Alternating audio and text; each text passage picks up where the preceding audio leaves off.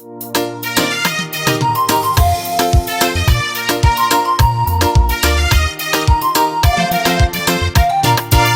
balu jawana tarchinda ke bentyo doramiga ejane turamara zanjira kon mana wa wana darja kon dial wana kodale kawal kon dial wangware ko ngore ni jedung lora kana beniwal kene dina dinore ngore ni nyu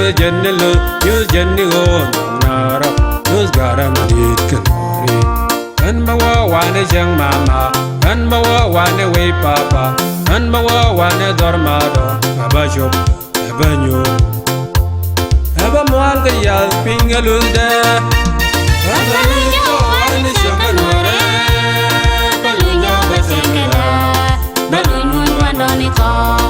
Fendak wangwane kinitina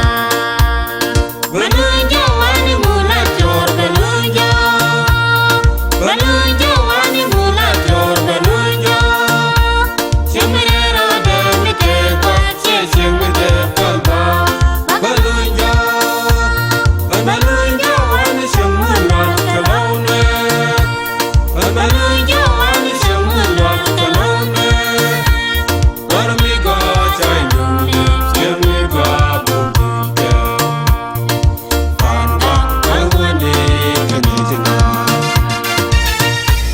Mama delo mi wi gad wa yob ka do mi chiralo de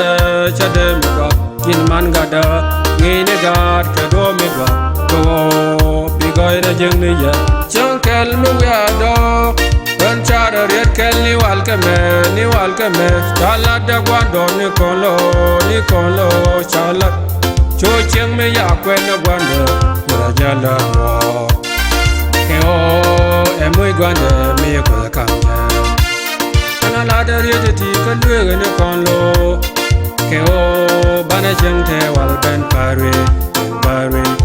bana ben ka ta dungwa la da riete ti ka gore nyamite malo mi ngwa go te gwile rode e she nyamide palba she nyamide gwido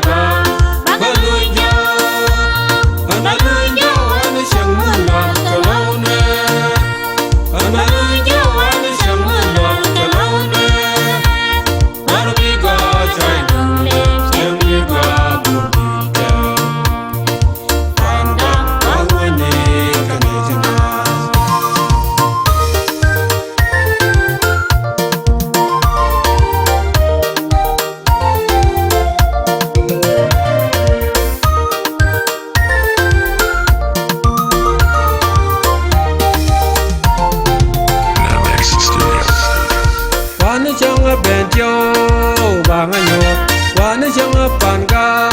kabanganyo wane chang ledjo banganyo wane chang lone kabanganyo kendia lo wiko kendia lo dorko